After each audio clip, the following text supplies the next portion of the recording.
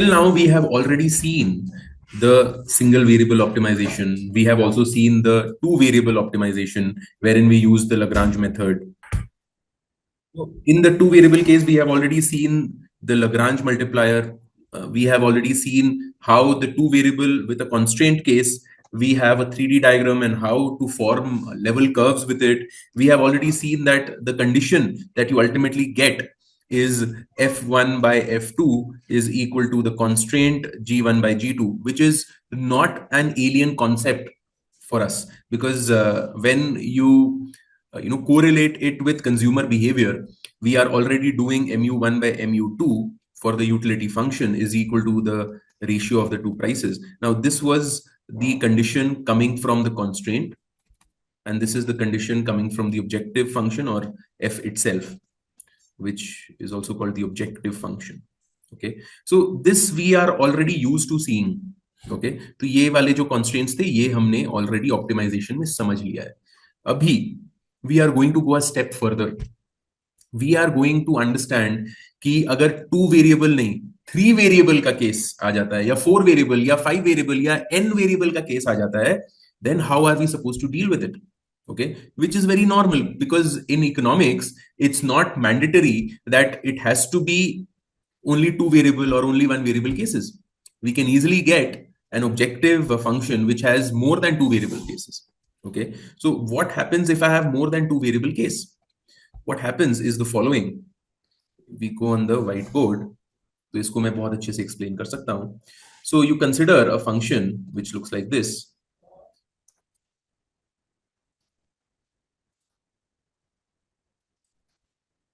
It has n variables x1 up to xn.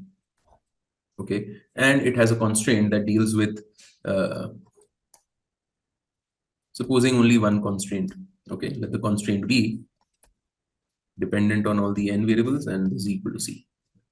Okay, तो अगर ऐसा टाइप का कुछ हमारे पास में आता है problem where I need to maximize or minimize this function which is here subject to this constraint, first thing that we do, which we have already learned, is to form the Lagrange. Lagrange कैसे form होगा? Lagrange कुछ ऐसे form होगा, f x1 x2 dot dot xn minus lambda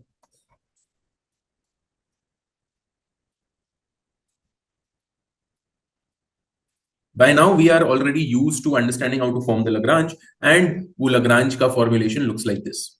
Now we need to basically solve the Lagrange. So if we solve the Lagrange, we'll get basically n first order conditions. Okay, so first order conditions को list करते हैं in this scenario. So basically del L del x1 will be first. So this will be f1 x1 to xn minus lambda g1 x1 to xn. Okay, this is the first one. Similarly, the nth one gives us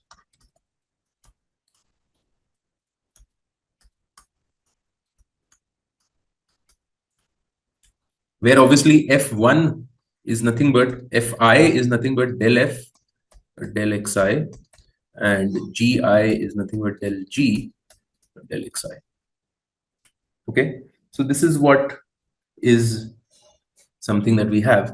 Now obviously each of them is equal to 0, right? If you think about it, there are basically n plus 1 unknowns here, x1 up to xn, and the plus 1 is the lambda, which is the Lagrange multiplier. But here we have basically only n equations. So n plus 1 unknowns कैसे निकलेंगे? Please understand that this constraint is itself the plus 1 equation. So n equations यहाँ पर है. This is the n plus 1th equation, which, as I have already explained, can also be put in the first order condition, wherein we do del lambda, del L del lambda, which basically gives us the constraint itself. Okay, so we'll basically get n plus 1 equations. ये n equations ये n+1th equation and n+1 unknowns are there, x1, x2 dot xn and lambda, and we are able to solve the n+1 equations for the n+1 unknowns to get the answer. If you want a more economic example for the same, you can think about n commodities for a particular consumer. So you can consider an example like this, that I have a utility function which would concern n commodities, and I have a budget line which looks like this. So the Lagrange that is hence formed will be utility plus the Lagrange multiplier, and you can get m minus p1 x1 dot pn xn. This is what is the constraint. You can put a plus sign and write it in this manner, or you put a negative sign and do it in the other way. Okay, it's up to you. And then what you do is you do this. First order condition, u1 minus lambda p1, u2 minus lambda p2, un is equal to lambda pn, and the budget line itself is the n+1th equation that we get.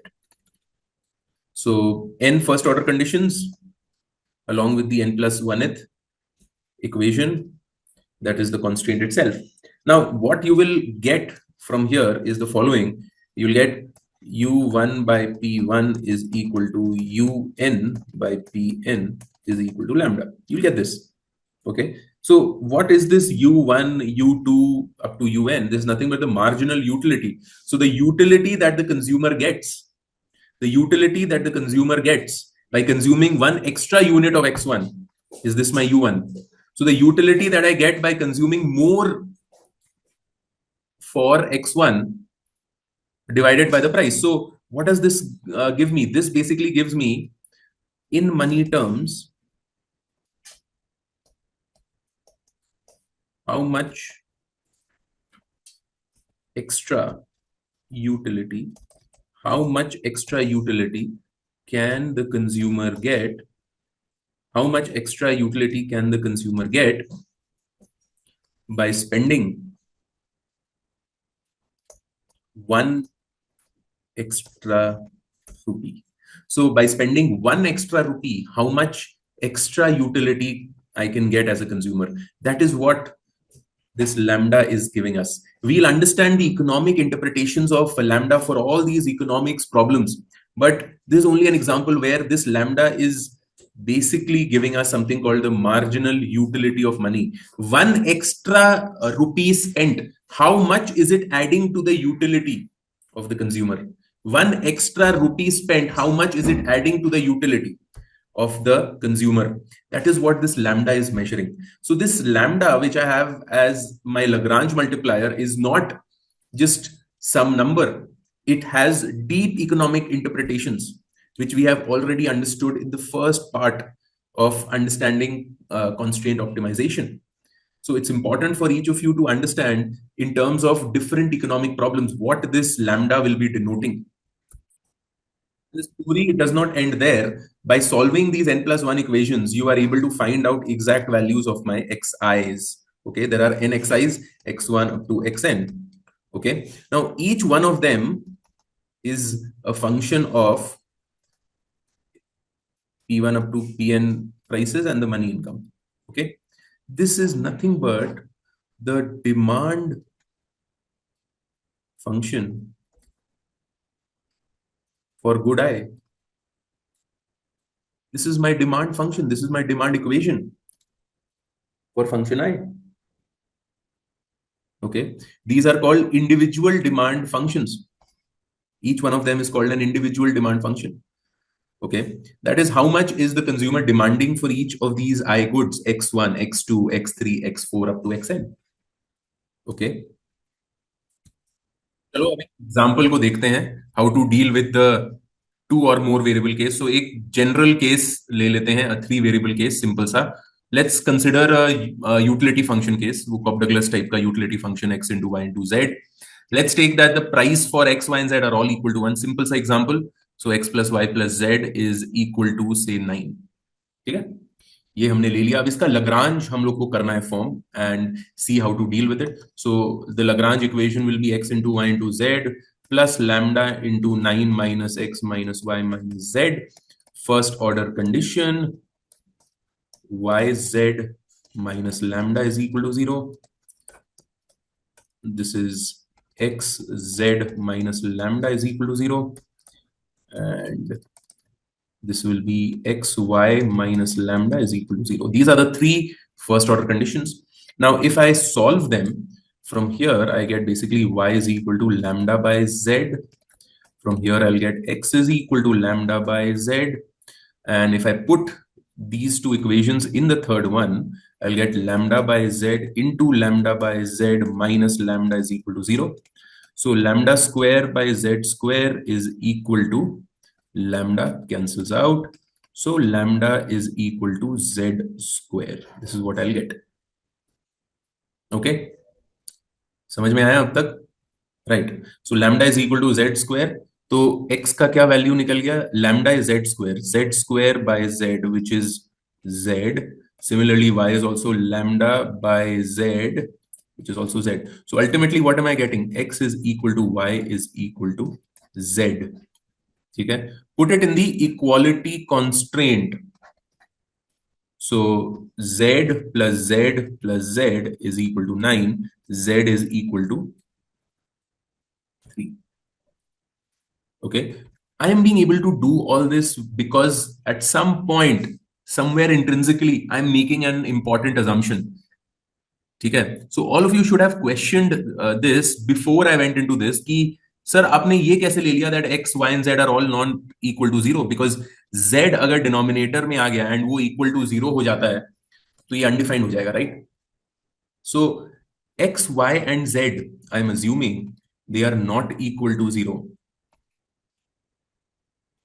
Because quite clearly, if I want to maximize my utility function, अगर x, y या z तीनों में से कुछ भी equal to 0 हो गया, the utility is equal to 0, right? Then it won't make any sense. The utility itself is equal to 0. So I should give some weightage to x, y, and z. All of them cannot be equal to 0. Okay, each one of them cannot be equal to 0. So x, y, and z are all non-zeros. That is why this entire thing is working. ये intrinsically in the background चल रहा था, जो अगर आपने notice नहीं किया, मैं आपको ये नोटिस करवा रहा हूं कि यहां पर x, y, and z are all not equal to 0. ठीक है? Anyway, इसको solve करने के बाद में we get z is equal to 3. So utility function is basically x, y, and z are all equal to 3. So 3 into 3 into 3, this is my maximizing value. ठीक है? So I hope that each of you can appreciate this simple 3 variable Lagrange problem.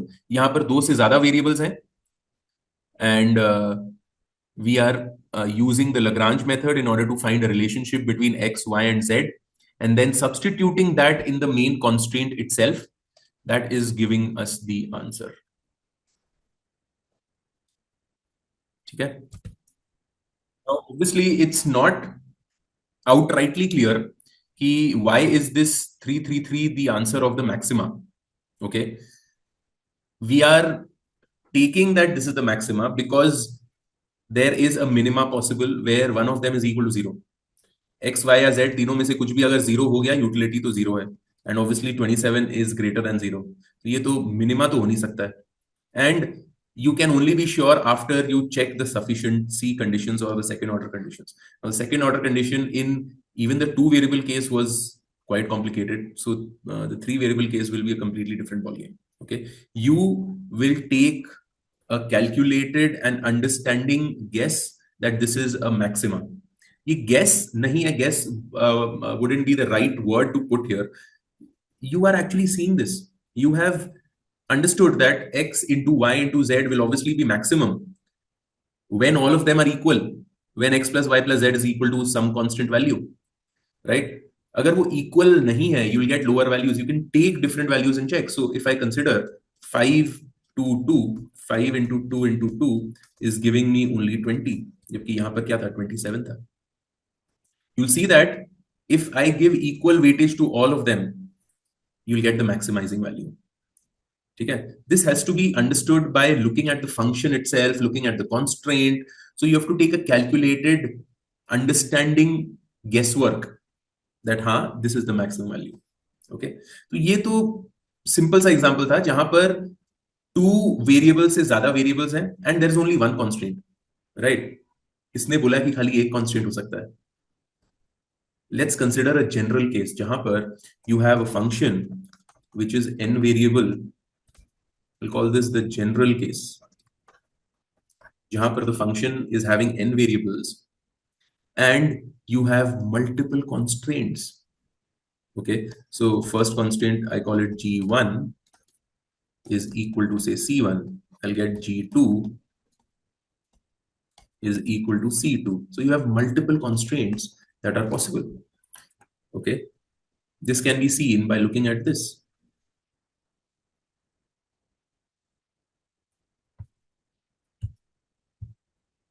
So one maximizing or minimizing problem subject to multiple constraints. G1, H1, multiple constraints can be this, can be there. Now it can be equality, it can be inequality, but currently we are only thinking about कि inequality नहीं, equality वाले constraints को लेकर अभी चल रहे हैं.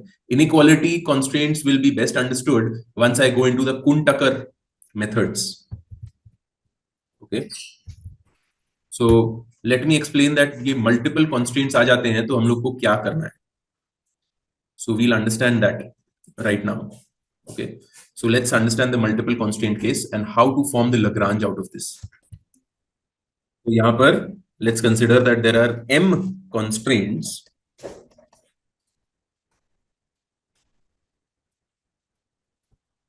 So the Lagrange can be written in this particular fashion.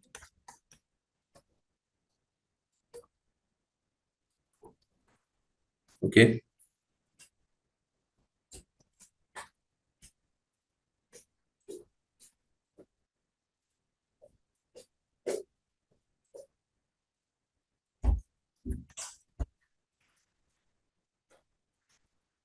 Okay.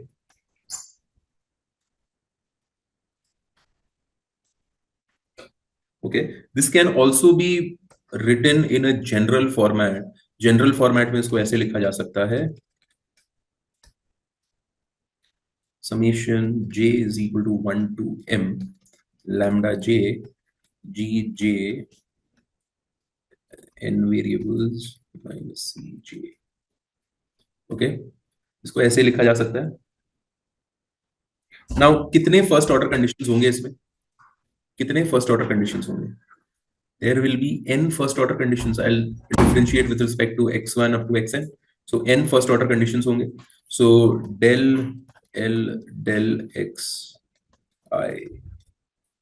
Basically for I is equal to 1 to n first order conditions होंगे. वो कैसे दिखेंगे?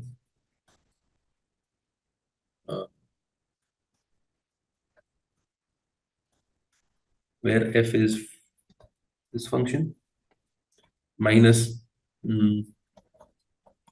j is equal to 1 to m lambda j to lambda j ही रहेगा. Del g j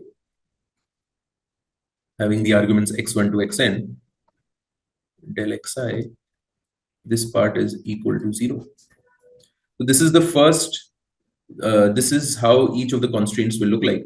ये तो this is a generalized del L del xi, I is equal to 1 to up to n. ठीक है. So n first order conditions आपको मिलेंगे. अब n first order conditions हैं, इसके साथ साथ में there are m constraints. So m constraints है. कौन से m constraints है? g1 is equal to c1, g2 c2, gm is equal to cm. ये m constraints हैं and n first order conditions हैं. And how many variables do I need to find out? I need to find out x1 to xn, lambda 1 to lambda m. So there are n plus m unknowns to be found out as well. Right?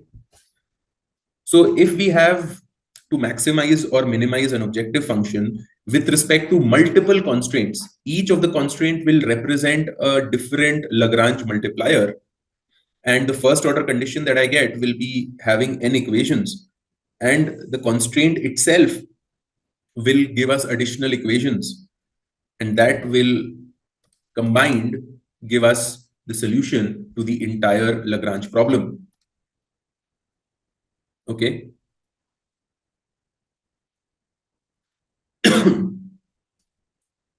So what have we understood in the general case? General case mein sabse pehle we started off the n variable case with only one constraint. So we started off with that. We did a problem with that. But why are we restricting ourselves with only one constraint? We can have multiple constraints. उसके साथ में कैसे deal करना है? ऐसे deal करना है.